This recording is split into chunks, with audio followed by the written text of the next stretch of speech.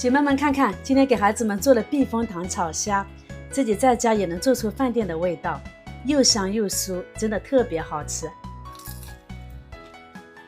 它的壳都是酥酥脆脆的。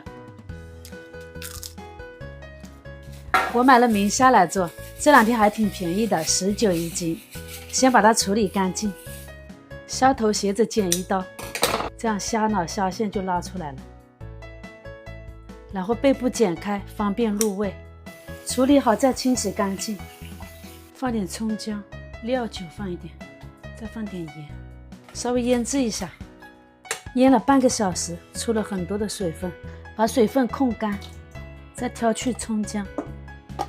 往里面放2勺红薯淀粉，抓拌均匀，让每只虾都裹上红薯淀粉。锅里多放点油，再把虾放进去，用小火慢慢煎一下，把它炒到焦黄，放点洋葱大蒜，把香味炒出来，